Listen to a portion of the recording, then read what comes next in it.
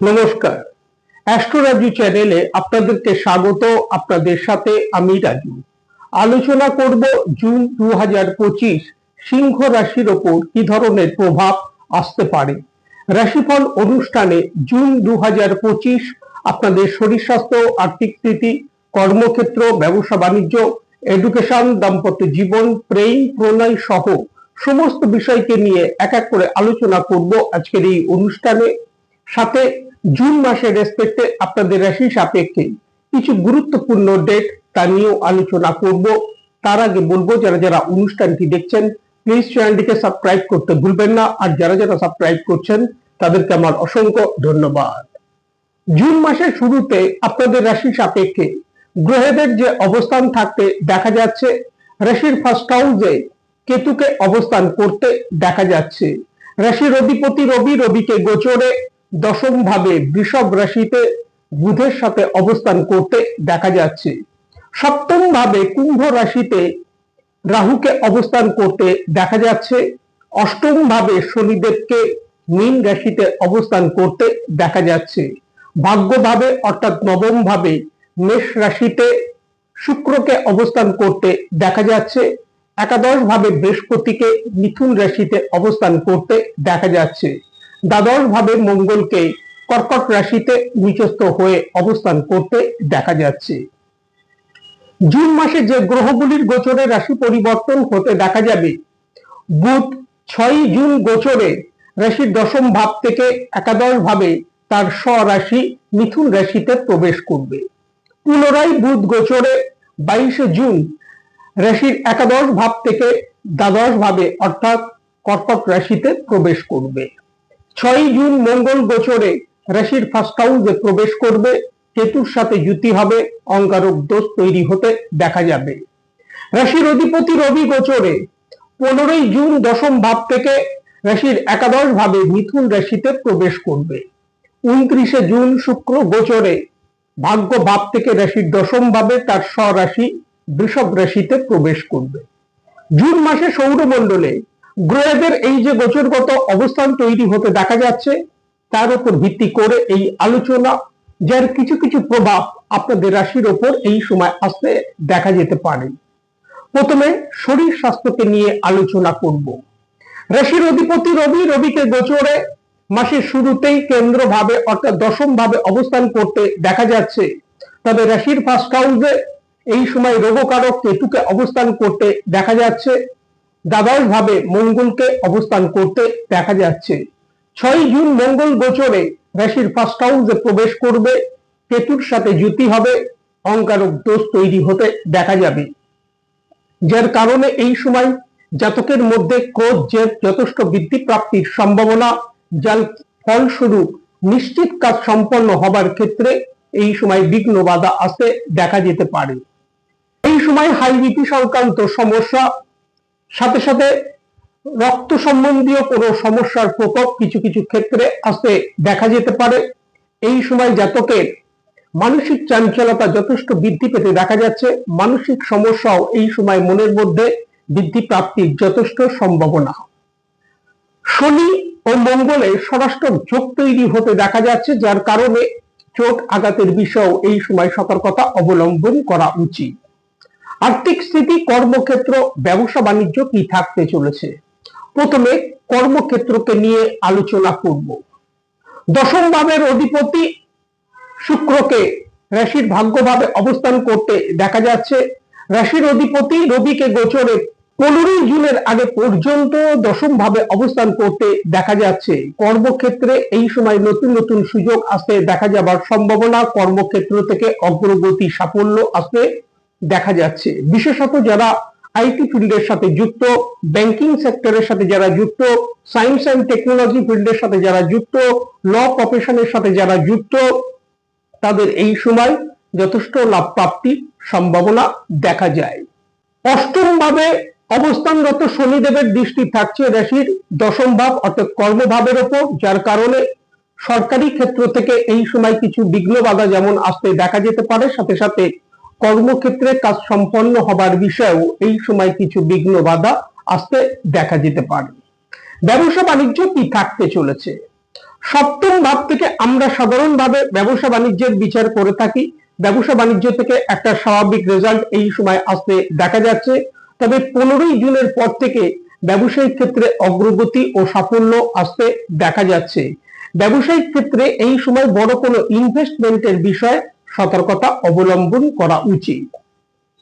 আর্থিক স্থিতি কি থাকতে চলেছে? একাদশ ভাবে বৃহস্পতিকে গোচরে অবস্থান করতে দেখা যাচ্ছে। একাদশ ভাবের অধিপতি, অপরদিকে দ্বিতীয় ভাব ধন ভাবের অধিপতি বুধ গোচরে 6 জুন রাশির একাদশ ভাব তার স্বরাশি মিথুন রাশিতেই প্রবেশ করবে। রাশির অধিপতি রবি গোচরে 15ই জুন একাদশ ভাবে প্রবেশ করবে। অর্থ উপার্জনের ক্ষেত্রে এই সময় নতুন নতুন সুযোগ আসতে দেখা যাচ্ছে। ইনকামের ফ্লো যথেষ্ট বৃদ্ধি প্রাপ্তির সম্ভাবনা দেখা যায়। তবে এই সময় আর্থিক লেনদেনের বিষয়ে সতর্কতা অবলম্বন করা উচিত। ধোঁকা প্রাপ্তি না আসে এই বিষয়ে খেয়াল রাখা উচিত। লং টার্ম ইনভেস্টমেন্টের ক্ষেত্র থেকে এই সময় লাভ প্রাপ্তি আসতে দেখা যাচ্ছে। তবে কোনো অভিজ্ঞ ব্যক্তির দ্বারাই সলা পরামর্শ করে এই সময় যদি ইনভেস্ট করা যায়, সেক্ষেত্রে লং টার্ম ইনভেস্টমেন্টের ক্ষেত্র থেকে লাভ প্রাপ্তি আসতে দেখা যেতে পারে। এডুকেশন কি থাকতে চলেছে? পঞ্চম ভাবের অধিপতি বৃহস্পতিকে গোচরে একাদশ ভাবে অবস্থান করতে দেখা যাচ্ছে। বৃহস্পতির দৃষ্টি থাকছে রাশির পঞ্চম ভাবের উপর। 6 জুন থেকে বুধের দৃষ্টি থাকছে রাশির পঞ্চম ভাবের উপর। 15ই জুন থেকে রাশির অধিপতি রবির দৃষ্টি থাকছে রাশির পঞ্চম ভাবের উপর। বিদ্যা ক্ষেত্রে অগ্রগতি সাফল্য আসতে দেখা যাচ্ছে। যারা উচ্চ শিক্ষার্থী তাদেরও এই সময় যথেষ্ট লাভ প্রাপ্তি আসতে দেখা যাচ্ছে। তবে এই সময় মনের মধ্যে মাঝে মাঝে অমনোযোগিতা কিছু কিছু ক্ষেত্রে আসতে দেখা যেতে পারে, এই বিষয়ে খেয়াল রাখা উচিত। বাদবাকি বিদ্যা ক্ষেত্র থেকে যথেষ্ট অনুকূল প্রভাব আসতে দেখা যাচ্ছে। যারা প্রতিযোগিতামূলক ক্ষেত্রে অংশগ্রহণ করছে 15ই জুনের পর থেকে তাদের জন্য অনুকূল সময় তৈরি হতে দেখা যাচ্ছে। পিতামাতার সন্তানের শিক্ষা প্রতিষ্ঠার দিক থেকে একটা স্বাভাবিক রেজাল্ট এই সময় আসতে দেখা যাচ্ছে। তবে এই সময় সন্তানের মধ্যে জেদ যথেষ্ট বৃদ্ধি প্রাপ্তির সম্ভাবনা। দাম্পত্য জীবন কি থাকতে চলেছে? সপ্তম ভাবে রাহুকে গোচরে অবস্থান করতে দেখা যাচ্ছে। মাসের শুরুতেই মঙ্গলকে দ্বাদশ ভাবে অবস্থান করতে দেখা যাচ্ছে, যার কারণে মঙ্গল দোষ তৈরি হতে দেখা যাচ্ছে। 6 জুন মঙ্গল গোচরে রাশির ফার্স্ট হাউসে প্রবেশ করবে। কেতুর সাথে যুতি হবে, অঙ্গারক দোষ তৈরি হবে, মঙ্গল দোষও তৈরি হতে দেখা যাচ্ছে। দাম্পত্য জীবনে এই সময় নিজেদের ক্রোধ ও জেদের কারণে মত পার্থক্য কিছু কিছু ক্ষেত্রে আসতে দেখা যাবার যথেষ্ট সম্ভাবনা। সুতরাং দাম্পত্য জীবনে এই সময় কিছুটা কম্প্রোমাইজ করে চলা উচিত। এবং এই সময় রাহু সপ্তম ভাবে গোচরে তাকে অবস্থান করতে দেখা যাচ্ছে, যার কারণে কিছু কিছু ক্ষেত্রে ট্রাস্ট ইস্যু আসতে দেখা যেতে পারে, এই বিষয়েও খেয়াল রাখা উচিত। প্রেম প্রণয়কে নিয়ে বলবো যে পঞ্চম ভাবের উপর বৃহস্পতির পূর্ণ দৃষ্টি থাকতে দেখা যাচ্ছে। প্রেম প্রণয়ের ক্ষেত্র থেকে এই সময় একটা স্বাভাবিক রেজাল্ট আসতে দেখা যাচ্ছে।